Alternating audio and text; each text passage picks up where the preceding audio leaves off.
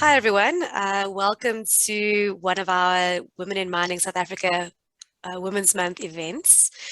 This is the second event we're having this month for Women's Month. Last week, we participated with SAIMM in the Diversity and Inclusion conference that was held on the 3rd and the 4th, and we had quite a lot of our ladies who attended and took part in the presentations.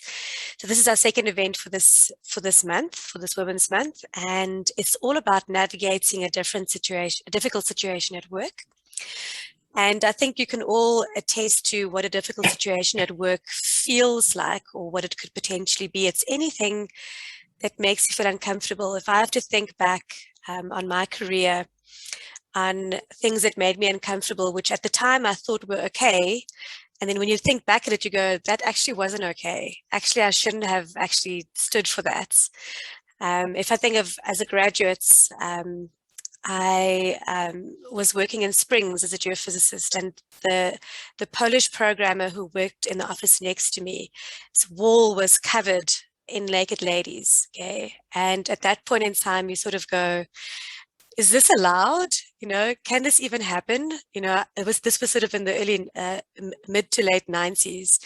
And you sort of go, how do I deal with that? You know, what do I do in that specific situation? And I think all of us have faced some sort of difficult situation at work, or a comeback, or something's happened, or we've burst into tears, or something has happened and you don't quite know why that's happened. And today's discussion is all around, you know, how do you navigate difficult situations at work, and what would have been a better response? So we're going to speak to each other and give each other advice around that. But I'm not going to be leading today's conversation. Our facilitator for today is Desray Shuck. And I've known Desray for quite a long time. We've worked together at Anglo American for a number of years, and she's always been a mentor to me over the past couple of years. And whenever I'm navigating a difficult situation at work, Desray is one of the first people that I'll go to and ask for advice. So she's one of my go-to people for navigating a difficult situation. At the moment, Desray is the head of technical learning at Anglo American. It says on her bio that she's based in London, but she's not. She's based in America, close to Washington. She was appointed as the global head of technical learning for Anglo American, which is one of the world's leading mining companies, in 2020. Prior to that, she was head of leadership development for the group for 2 years. She joined Anglo American in 2015 as part of the technical and sustainability function, where she was one of the founding faculty members of the company's Center for Experiential Learning, which was responsible for rolling out the human performance aspect of the new operating model. Before she joined Anglo American, and where I got to know her the first time, is she was at Gibbs. So that's where I met you for the first time, Desray, at Gibbs.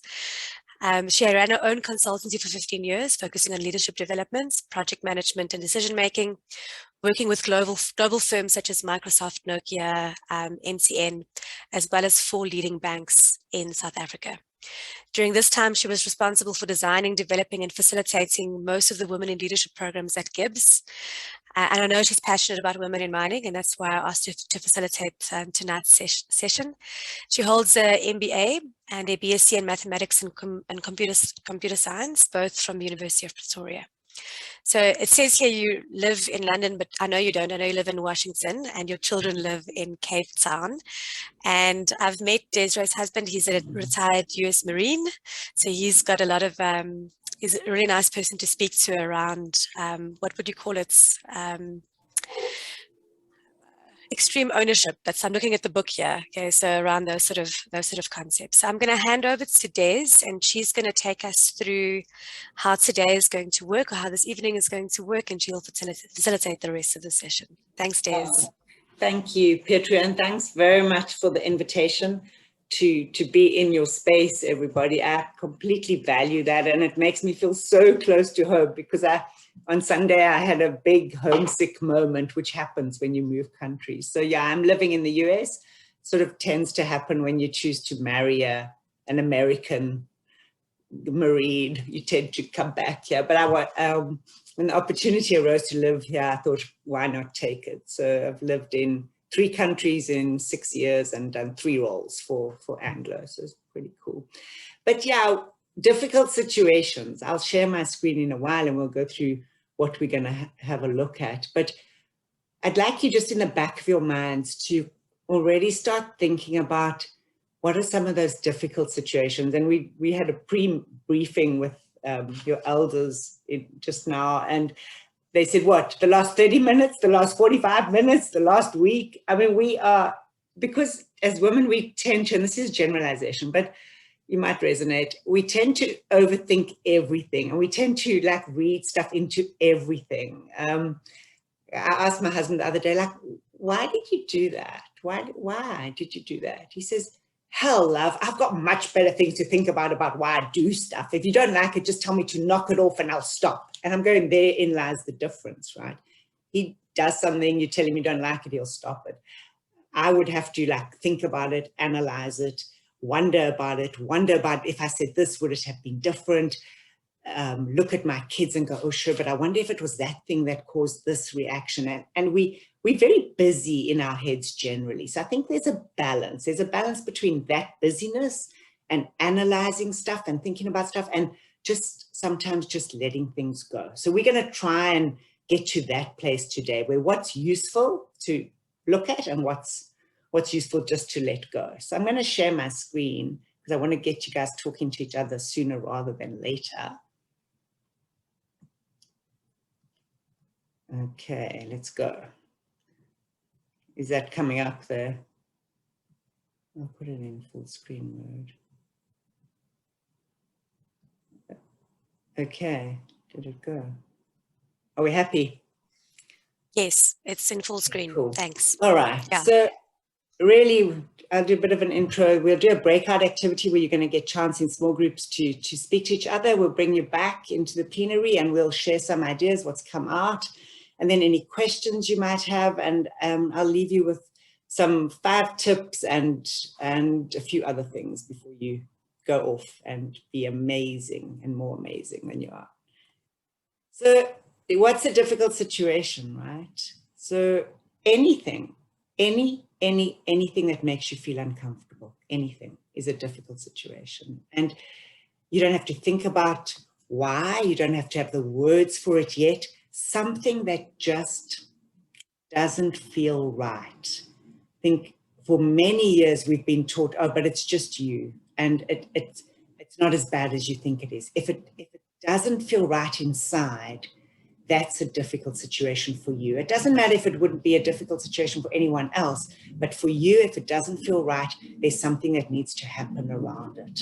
And in our industry, people are faced with very, very, very tricky situations. And we're zooming into women in our industry because this is Women in Mining South Africa. However, it's not only women in our industry that face difficulties. It is everybody. And I think the companies now compared to say 10, 15, 20 years ago are completely different in how we're trying to at least address difficult situations that are faced by people. Whereas 15 years ago, we wouldn't even be having this conversation. It would just be, well, that's the way it is, suck it up or leave. If you don't want to be in a male-dominated environment, go and do something else, like flower arranging, whatever you want to do. So there were these very hectic stereotypes, and now we're working really hard to turn that around and make our environments as inclusive as possible. So just, I've drawn a little bit of a focus for this conversation, just as a starter around sexism in the workplace, but this is really any ism.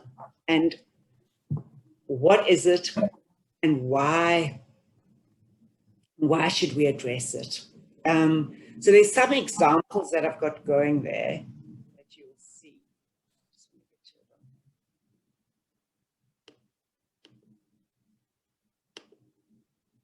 So unofficially excluding women who have children, and this is excluding men and women. You'll see at the bottom bullet under examples, derogatory comments to men taking on caring. So it's anything wherever you're not playing the stereotype that you get othered by. So women getting ignored, women not being able to finish their sentences, being silenced, favoring a man rather than a woman, presuming her lack of authority, gratuitous comments about physical appearance.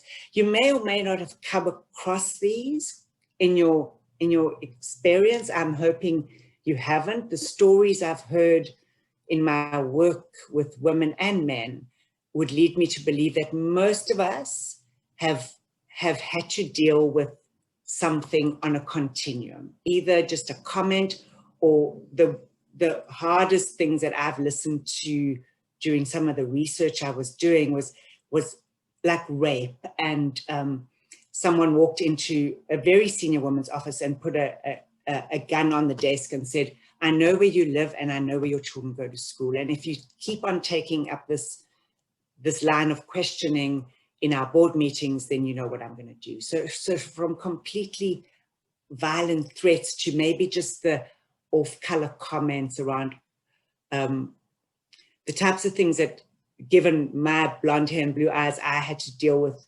were really around, oh, here come the pretty blonde, sexy blondes again. So there's that stereotype. And depending on what we look like, you'll get different stereotypes that get called out.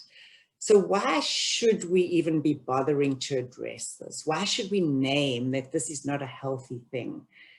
Because language is important, and silencing any of this, it becomes like a cancer. It becomes the way that people, they think it's okay. And it can, you'll see on the iceberg on the left-hand side, that language sits right at the bottom. And you start sexist language, you start sexist jokes, or any jokes about anything, if it's race, if it's disabilities, if it's anything that's different, you start jokes about it, it becomes the norm, it escalates. And if that all sits under the surface of, like the iceberg, and then eventually you see it coming to the top in forms of sexual harassment and things like that, and where it's okay to be like that. So that's just a little bit of the why it's important to address it and why it's important to name it. I had an example the other day, and I knew I was coming to speak to you, but it was a sporting example. I'm a golfer and I'm in a league with a whole bunch of guys. And the ones I just managed to hit the ball really nicely. And the guys said, wow, you're such a beast. Now, I know he didn't mean it like ugly. I know he didn't mean it like that. And beforehand, I would have just laughed. And then we would have had the next comment and the next comment. And I just said, I know you don't mean anything by it, but sure, I really don't know how I feel about that, being called that. It doesn't sit well with me. And he was like, oh, I'm actually so sorry. I didn't mean that. And it was fine between us. But I find if you just call it right there and then because it's uncomfortable, no blaming, just say, it didn't sit well with me. And there we go. So that was, yeah, I just gave a small example of that. Right? We've all had many, much, much bigger examples than that. So what we're going to do, we're going to break out into small groups, and I will explain the process in a while. And I want each of you to share an example of something that was tricky or uncomfortable. And there's no need, once a person shares it, and this is the really important part of this process. So once somebody shares it, there's no need to respond or react right there. We're going to follow a process designed by Nancy Klein, who wrote the book Time to Think. And some of you may be aware of it. And the premise of it is that everybody speaks once before anybody speaks twice. So what's really important to get the most out of the session is that every person gets a chance to share a tricky or uncomfortable situation. If you don't feel like sharing, just say pass. You'll pass to the next one. It's okay. Once everybody's had a turn to share, then it's open for discussion. Then choose an example that in that group you'd like to talk about, and each of you just offer, well, did you think about this? Or maybe I would have done that, and just have that conversation, because that's where the richness is going to come, is when we really start talking to each other and sharing the experience, much more so than me sitting here just going on about it, okay? So that's really what we're doing. And just a bit about Nancy Klein. She says that the quality of thinking is proportional to the quality of how we felt listened and not interrupted. So it's important that if we're 4 people in a group, we're gonna have 30 minutes. So I'd say each person speak for between 2 and 3 minutes. That's your slot in the beginning, just 2 to 3 minutes, so that we respect and give each person a turn. Okay, so 2 to 3 minutes for that first share, and then you'll have about 15 minutes to really talk about any of those situations you like, or all of them, and then we'll bring you back into plenary. Any questions around the process or the task right now? Because I'm aware that sometimes things are just perfectly clear in my own head, right? I know that about myself. Anyone got their hands up? Petri, is that clear? If Petri says it's clear, then I know I'm online. I think it's clear. I'm not seeing any hands of people raising their hands. I must actually just, how do I check? Yeah, I'm not seeing any hands at this point in time. So I think it's pretty clear, and we'll figure it out in our groups as we go along as well. Thanks, Des. Okay.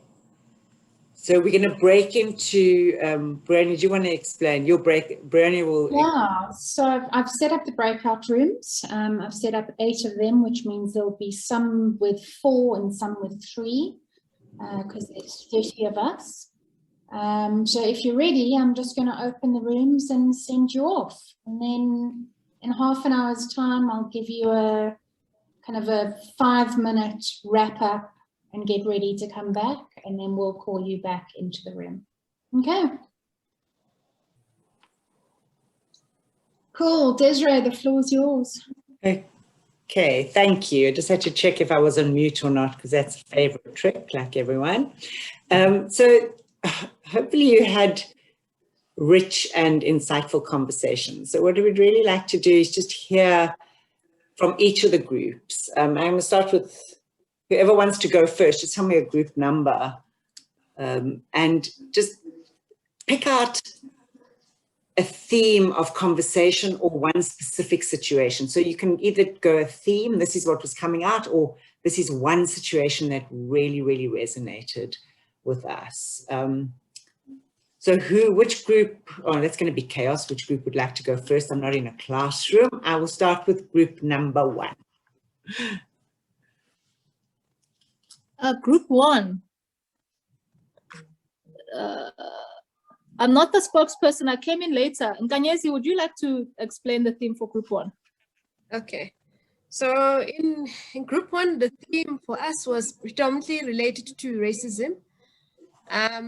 We obviously work in the mining environment. It's predominantly white male.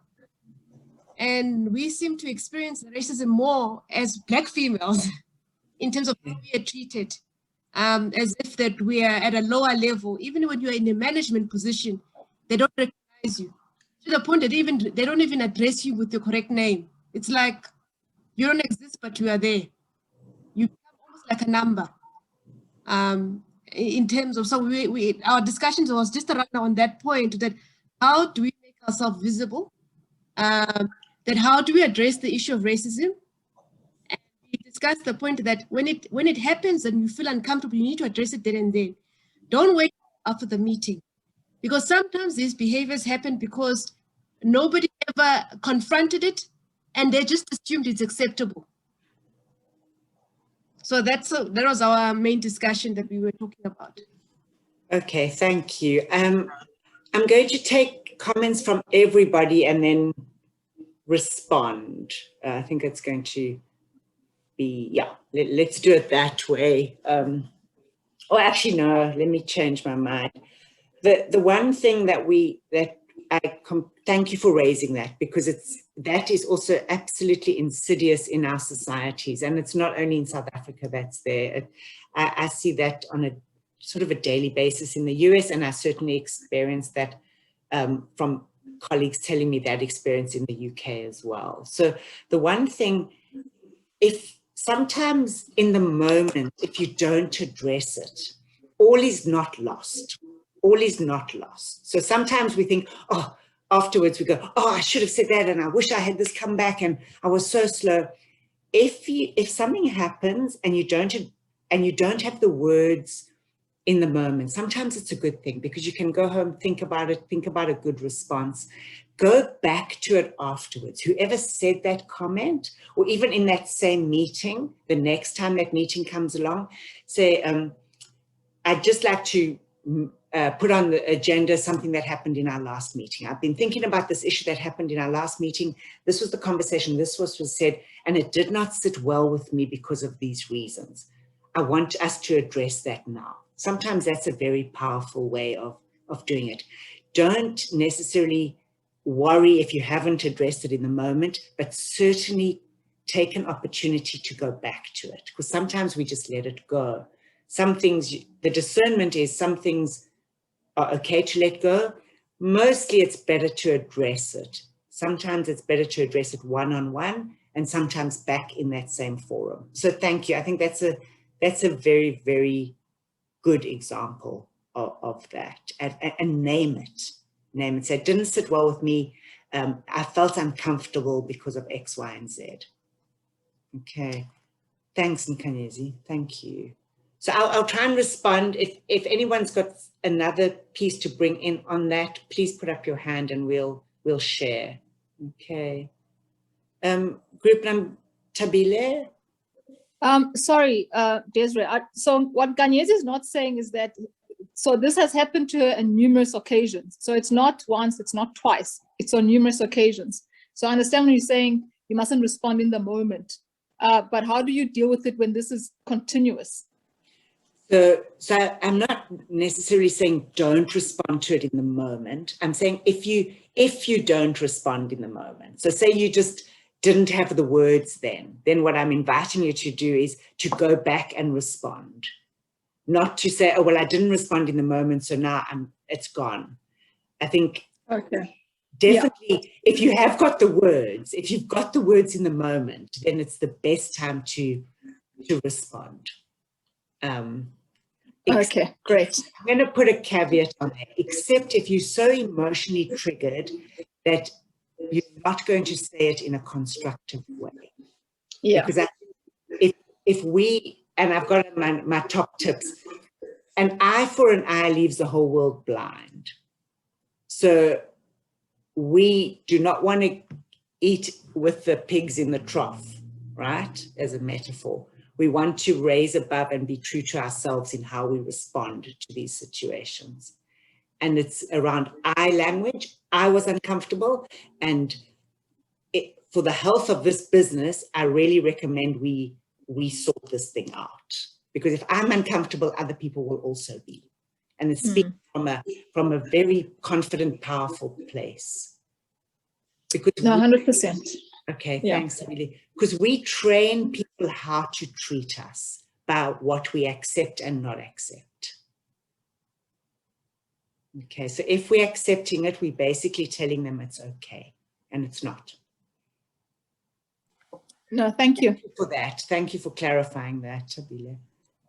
Okay. Can I just add, sorry, before you close? So the other thing as well is that what I find as well in some situations where when you've confronted the situation, you become a victim, because they will tend to intentionally not invite you because they know that you're going to be direct in raising the issues that make you feel uncomfortable. So then how do you deal with that? Where you now know that you should have been part of a meeting, but they intentionally now deliberately decide they're not going to invite you, simply because you make them feel uncomfortable because of their behavior towards you. Currently not correct as well. Yeah, so that, I mean, people might have a different view, but I would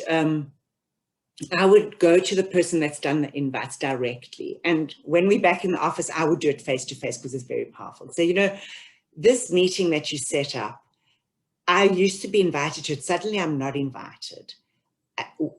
This just does not feel right at all, because my voice in this situation is really important to get my viewpoint. I wouldn't let them get away with that. And that I can relate to very well, because that sort of thing happened to me when I was earlier in my career a lot. So, and I learned eventually, if I let it slide, that was the worst case for me. The worst case is not to do anything about it. Say, hey, buggers, you know what? This meeting, who should be in this meeting? Let's establish that. Oh, this role, this role, this role. Okay, why am I not invited? Let me help understand that. Does that make sense? Is that a bit strong? Because sometimes I can be a bit strong in these things. And is that something that you can resonate with? Is that Yes, I've done that. I've done that as well. So did that help? it helped to some point, to some extent, but I've seen it in another instance.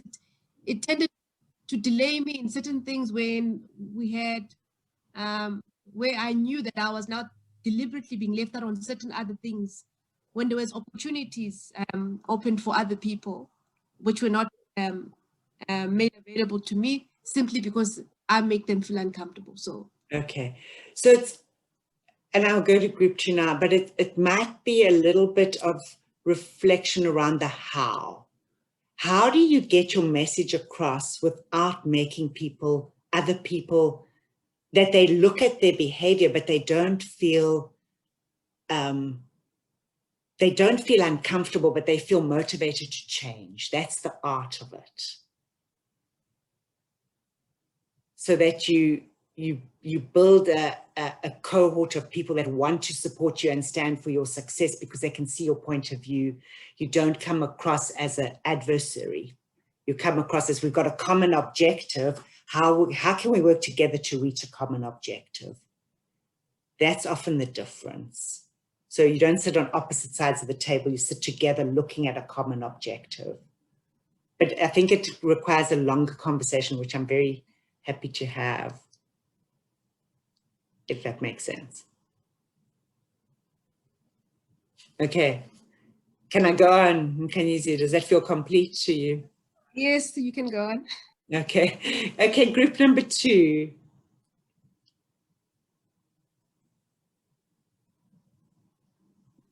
Bryony, what was our group? What group was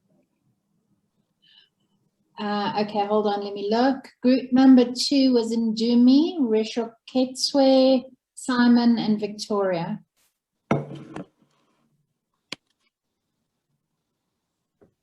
I think Rosheketswe can do for us. Thanks.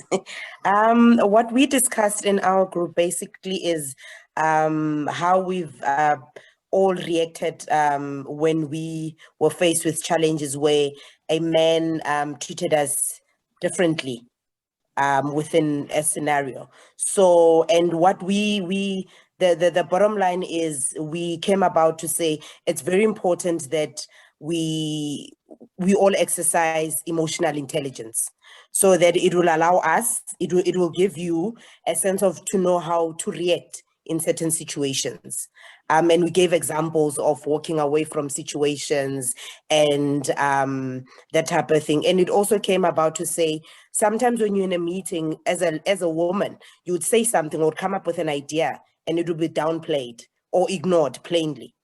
And then a man would repeat what you've just said, you know? And then we came to a conclusion to say, you don't need to correct them. You don't need to correct them or even let them know that, but I mean, this is exactly what I said, because they're doing it deliberately. They know. They're mentioning it because they've heard it. You say it.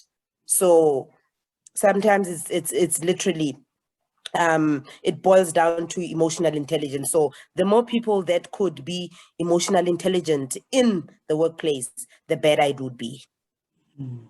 Thank you for sharing that. I was doing consulting work with one of the big building construction companies in South Africa a few years ago, and I saw their CFO, who was the only woman on their management committee, and she was quite young as well. I saw her handle this situation so elegantly. It was quite inspirational, actually. She raised a very pertinent point, and in a very clear way. It wasn't as if she spoke for 10 minutes and didn't get a point across. She was very articulate. And the conversation went on, as it does, and she was basically ignored. And somebody in in a while raised exactly the same point. And she let him finish. She was just let him finish, say, because it happened to be a man. It could also be a woman. It doesn't matter. But they said exactly what she was saying, not even as articulately. And she let him finish. And she said, John, thank you so much for amplifying the point that I had made 5 minutes ago. And what I would like to add is X, Y, and Z. So she did not let that thing pass. And that, I think that recipe is beautiful. So take that. Do not let that happen to you. Say, thank you so much. Acknowledge it. Thank you so much for amplifying my point. And what I'd like to add is if we do X, it will make it even stronger. Anyone else support what we've said? You own it. Take that. Brilliant. Own that space. Brilliant. I think I'll use that example. Yeah. It was like a home run, man. It was so cool. Yeah. I think one thing to add, what inspired me also when one thing that was said is, if you cannot handle other people's temper, like if you cannot handle your own temper, how can you handle other people's temper? So it's something to think about, I think. If you overreact, if you start, getting everyone on the table, maybe then that's not how you get, let's say, the problem off the table. Exactly. We need to lift the game here. The objective is to create a space where everybody feels heard. And to do that, we need to model it. So if we want to be heard, we must hear other people. That's how it's going to work. And we're going to model a new way of being with grace and elegance. Okay, thank you. Thank you for that example. Group number 3.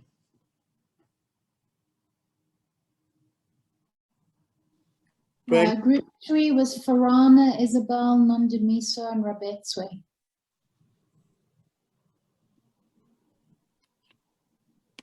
Hi.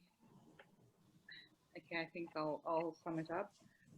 We also had the issue of not being listened to, and yes, I think that's a brilliant solution. Okay. And I'm personally going to use that too. So it's not very often I allow not to be heard. Another issue we found was Rebecca mentioned in her younger years or in her earlier years, she had the comment by a senior person regularly about her overall being too tight. And then it got worse to an extent where she left the department. And my advice to her was, she said she still doesn't know how would one handle it. And my advice to her was that, you have your women in mining groups and charters at the various mines, and to handle it subtly would be to take it to them and let them take it to management to be addressed. The other route would be the HR route, but that would be a formal way of addressing it, and that could bring victimization. As a junior person and very new in the mine, that could affect your career adversely. So a good way to deal with it would be to take it to the alumni. Isabel suggested the alumni charters or the groups that are there from the various organizations that you can take it up with and let them address it with management, so it gets addressed back to the seniors about the behavior and the consequences for it. Yeah, I think that is a really good call out and way to do it formally. And there's power in a one-on-one interaction in the moment as well when that happens. Like, your overall's too tight. Too tight for who? And what business do you have talking about my clothing? You have no business with this. Well, I loved Isabel's comment. What was that? Do you want me to take it off? Exactly. And sometimes I think if you make a joke like that of it, the danger of that is it can be seen as permission to carry on with more and more of those comments. So you want to stop the comments, and one type of response to that, and there could be many, is especially if it's a more senior person, is like, it surprises me that you say that to me, because someone in your position should really know better than to comment on my clothing. Yes, that's true. That's a good way to deal with it. So there's the thought, and then if it continues, there's a formal route. So, you know, I really wish I hadn't heard this, because now I can't unhear it. So I might have to do something formal around this, because this is making me feel highly uncomfortable and linked to the values of the company. Our values, I'm just going to use one of ours, is care and respect. And this does not feel like you caring for me or respecting me at all. It's going against the values here. Difficult. I know it's difficult. And the younger and more junior you are, the more difficult this is, and the more valuable it is to have conversations with people who have been in that situation and to really talk about it, to get those responses. So hence things like this. Rabetswe, my sweetie, is it you? I can't see your face. Yes, it's me, Des. How are you? Fine, and you? We did a wonderful mentoring journey together, Rabetswe and me. So does that, anything else on that one? Or I'm hopefully giving just some retorts, some things to say in the moment for some situations. Definitely. You know, the you should know better in your position, and standing up to speaking truth to power is very powerful. Very powerful. Can I add something there, Desray? Please. I think there's also value in understanding the intention behind some people's comments. And I genuinely think that sometimes comments get made without a negative intention. They can be, because we're unconscious beings and we're not even thinking about what we're saying. And I do think there's a place where it's appropriate to say, I want to understand more about what you meant by that. Because sometimes a comment might be well intended. It might be, your clothes are too tight, and I want to alert you to the fact that maybe there's something about that you feel uncomfortable about. I don't know how to say that to you other than to say your clothes are too tight. Or I've been in a situation where my clothes have been too tight and I wish somebody had told me that they could see whatever, okay? And I think if a woman says that to another woman, we might not infer that there's a sexual connotation to that. But if a man says that to a woman, we immediately infer something. And I think it's important to trust your gut. And sometimes it's not to attack back or to make light of something. It's to understand, where's this coming from and what do you mean? And then make a judgment on that. Okay, thank you, Brian. I think that's a brilliant call out. So just to draw some of what you've said out a little bit more is check the intent, and then but also verbalize the impact. So I'm really curious about your intent. However, the impact of what you said, this is what it had on me.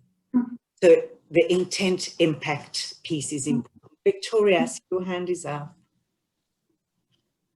Yeah, I was about to say almost something similar like you said, but I guess it's the tone of the message says a lot.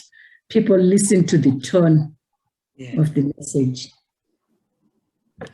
And that's a really important point. It's like sometimes the tone is very friendly and engaging, and other times we need to have not that tone. But when we're really nailing it, when we're getting it right, it's when we can keep the friendly, engaging tone and get a different outcome and not have to resort to getting adversarial. I always try and engage in a very constructive way first, always. And that takes me quite far before I have to get adversarial. That's my last line of defense, actually, which hasn't really happened for a long time, but I've got the benefit of being in a career for a while now. You know, I'm thinking back when I was in my 20s and trying to make a career. It's very different. It's a very different kettle of fish then. than now. Thank you. Okay, group number 4. Okay, so room 4 was empty. So let's jump to room 5, which was Busisiwe, Claire, Pity, Zama, and Nklalelwa. I'm so sorry, I'm abusing your name terribly. I don't know how to pronounce. So Claire, you've come on. Are you speaking for the group? Can do, unless anybody else wants to. Where's Pity? We didn't actually get around to deciding who was going to do that. Shall I go for it? Or? Sure. Nothing from Pity or Busisiwe or Zama. Where's Claire? Can you hear me? Pity, come on. Yes, there you go, Claire.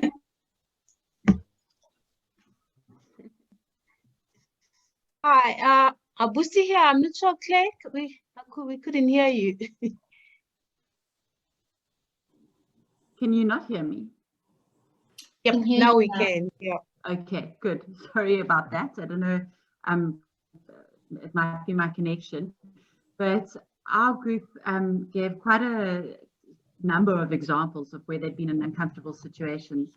And one of the first ones was in a job interview when somebody had returned from maternity leave and then was asked if that was their second child and if it was going to be their last. And we had quite a long discussion about what, the appropriate way to respond to that.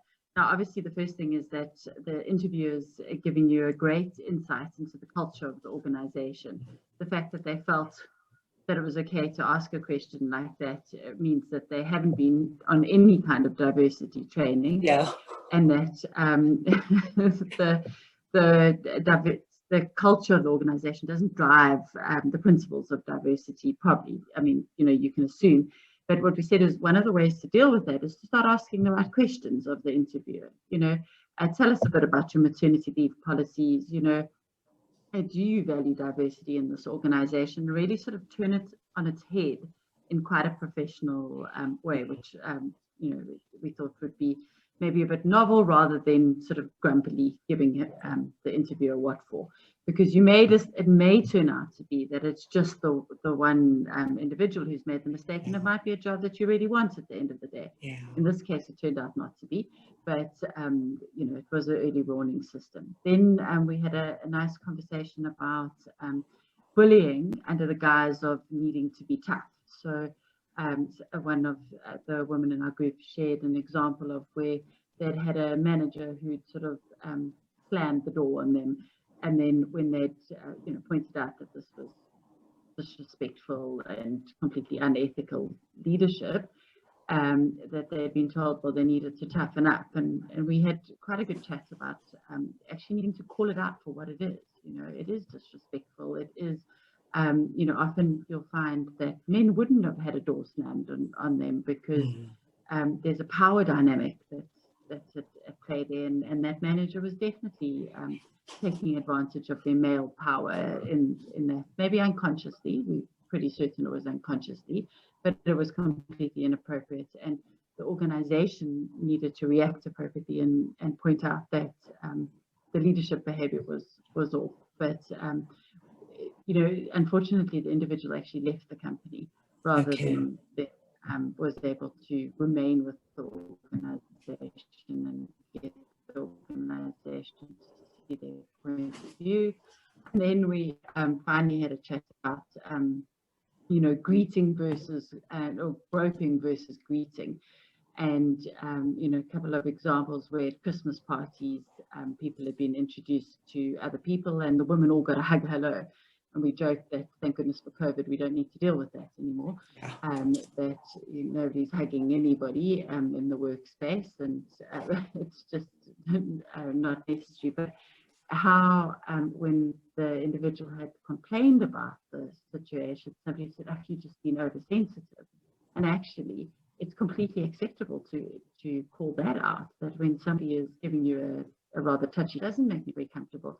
And going to that place where you trust your instincts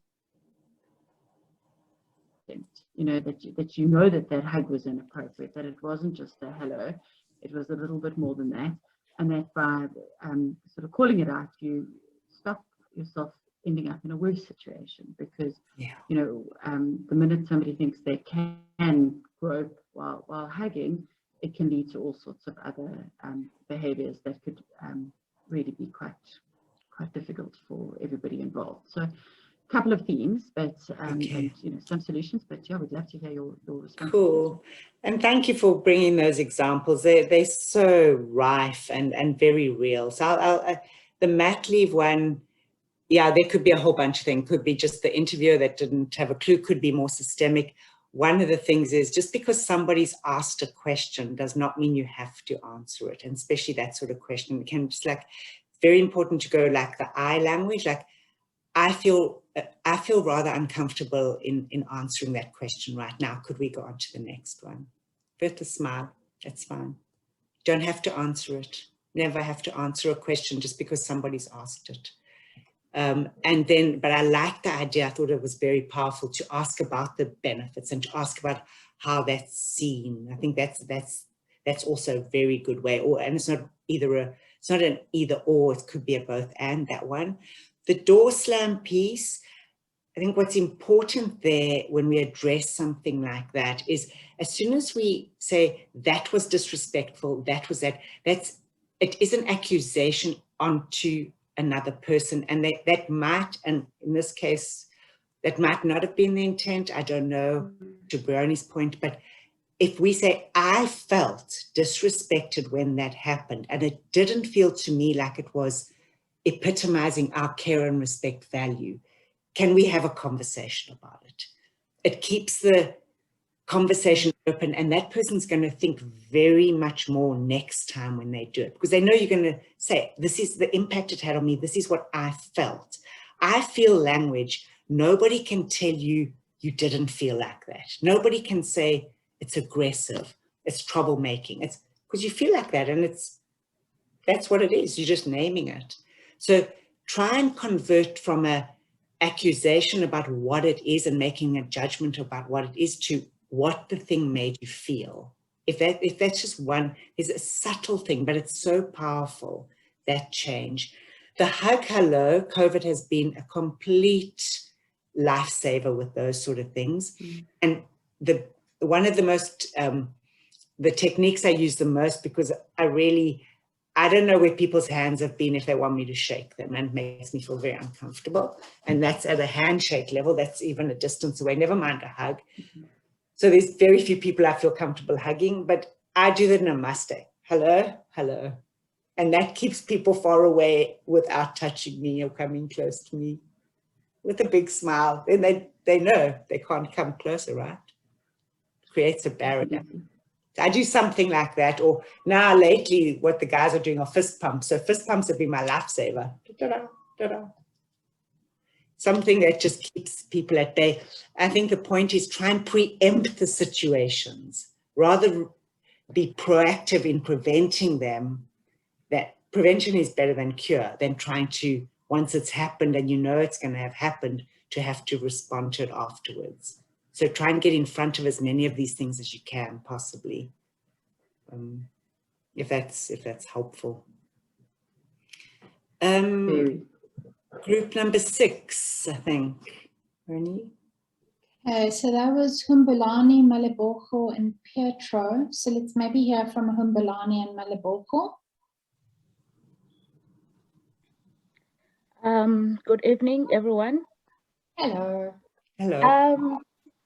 From group 6, I think what stood up the most was the case of as a young female being bullied by management, by someone who is on a higher position. We had different cases where one employee felt she was being bullied by her manager. She did not know how to confront the manager.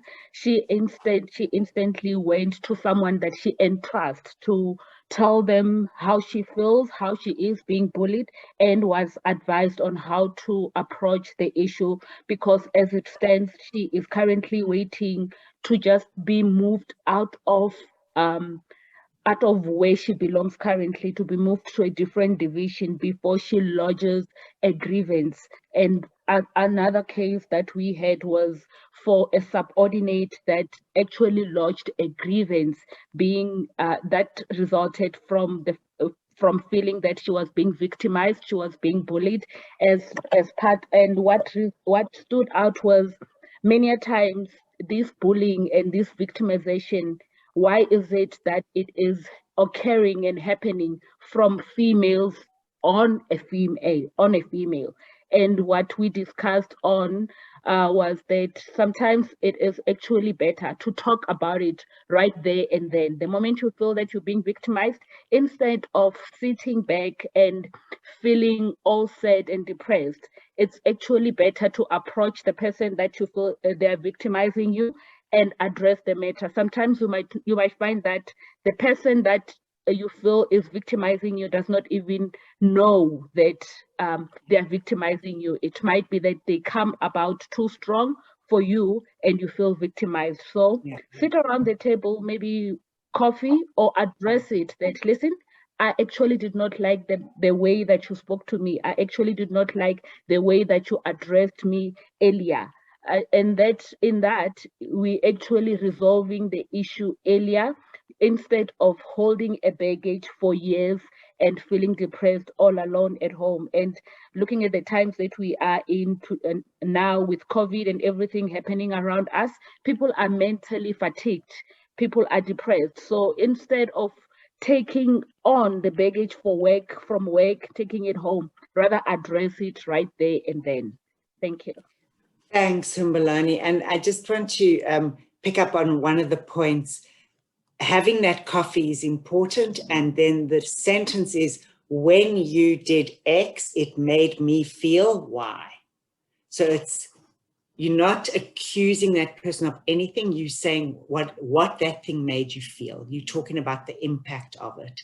And then you can have a conversation, but spot on. The one-on-one, the over the coffee, the clearing the air, step one, and hopefully it ends there, and you can really create, sometimes the most amazing relationships come out of those things, those interactions.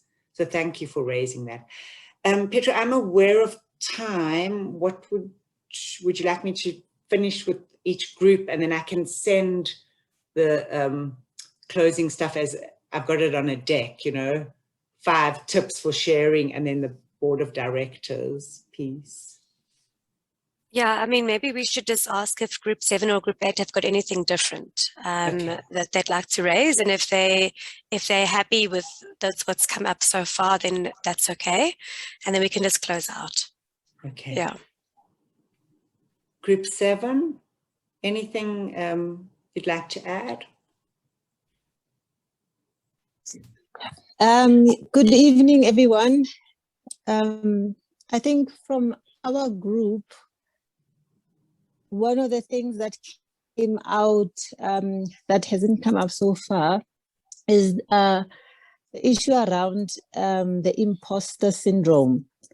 That a lot of us, when we start out in the mining industry, we've got this imposter syndrome where we constantly questioning ourselves. When you've got a report to submit, you have to check it 3 times before you submit it.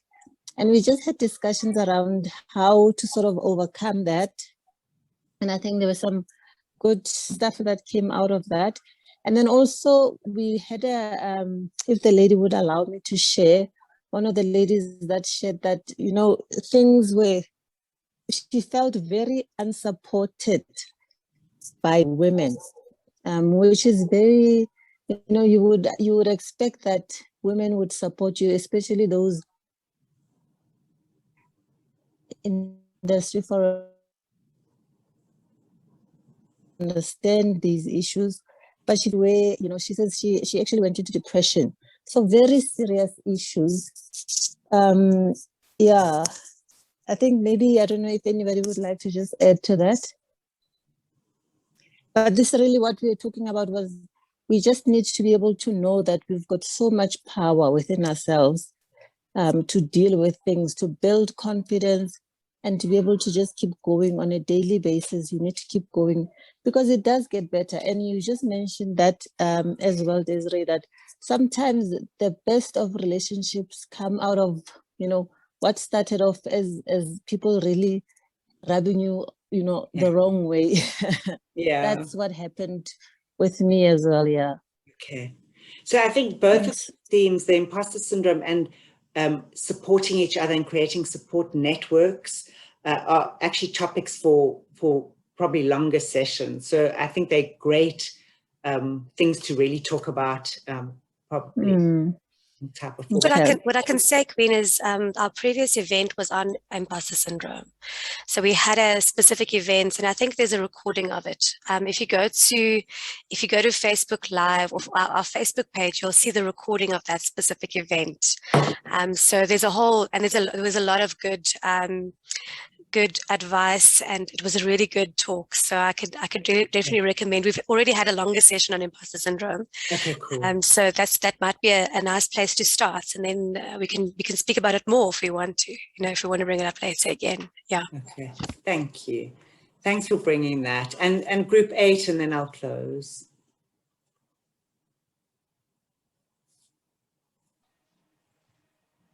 Is it me? Is no one else from my group going to speak? Probably. Okay. Well, I'll touch on something in case you miss it. There we go. Go, Chandani. Go for it. Go for it. So, we touched on quite a few topics, but the one I don't think that we've covered here so far is how woman to woman we have to deal with this queen bee corner office syndrome and women pushing each other down and not supporting each other and dealing with that female ego. And in our group, two of us agreed that we'd rather work for a man than deal with women. Okay. I think it's a good question. And we had a session yesterday with Nolita.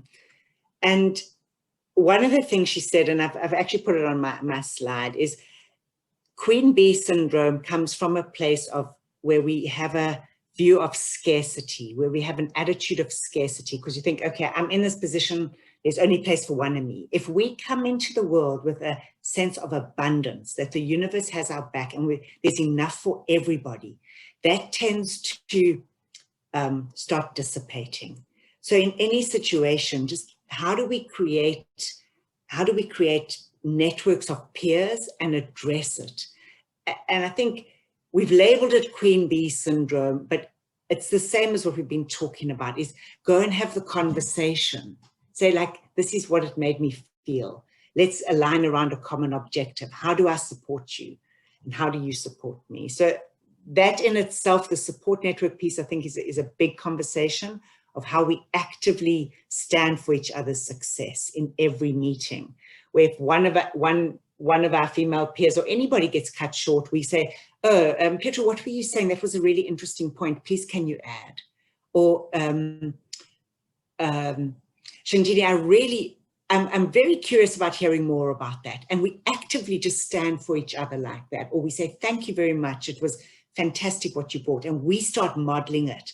Then it will come back to us. If we put it out there, it will come back to us.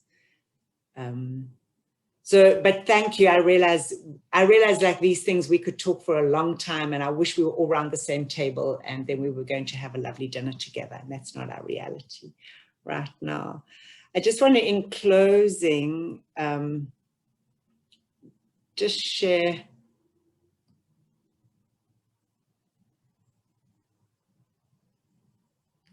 a couple of things, and I'll make this available to you. So I'm not going to talk a lot about them. Doesn't want to move now for some reason. What the hell? Oh, there. Whoops.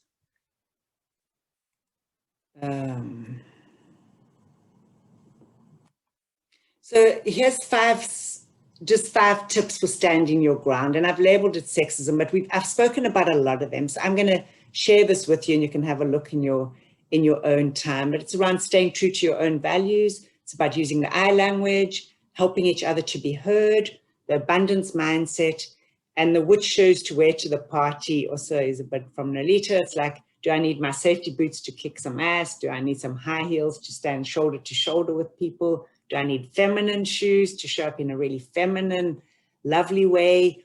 Do I need some slippers just to relax and some downtime? Or do I need my sneakers to really get stuff done? So decide which ones are most appropriate in the moment. And then I've also put in something about creating your own personal board of directors and what that board of directors can do for you. And then the type of people who should be on there and what you should consider. And this is your support network, your board of directors. Choose 5 to 6 people who are willing to stand for your success, who you can talk to about anything. Contract with them around how many times you can speak to them in a year, or what that looks like. And I've got an amazing board of directors and speak to them a lot. So that's just a little bit of practical advice that you can start thinking about as you go forward, and we start building amazing careers and supporting each other on this journey and creating companies where everybody's heard and everybody's valued, and we bring our best selves to work. That's my dream. So there we go. Pietri, thank you again for the opportunity. I hope you've all found something, 1 or 2 things that have been useful to you going forward. Thanks, Desray. I mean, you never disappoint me in giving the advice, and I consider you to be on my board of directors as well. Thank you. So I think Likewise. it's been such a powerful evening, and thanks to some of our patrons who raised this sort of this idea for us to have a conversation around things that make us uncomfortable at work and navigating a difficult situation. So thanks everyone for your attention. Thanks for joining us this evening. We hope to see you next week for our tea time talk. And then at the end of the month, on the 26th of August, we have an evening with Bryony where we talk about how to be a good mentor. So that's coming up as well. So there's 2 more events this month, and then there'll be follow-up events. We've got some entrepreneurship stuff coming up as well. And then, of course, we've got the year-end stuff. I can't even believe I'm saying year-end stuff at this point in time. So thanks very much, Desray, for guiding us through this session and helping us to facilitate very constructive conversations between everybody. So everybody, if you can just give Desray a round of applause, from wherever you are. And we'll... Oh, thanks, everyone. Thank you. There you go. And then we'll see you next week and the week after for even more events. So thanks very much, everyone. Have a good evening. Thank you. Go well. Stay safe. Thanks. Bye.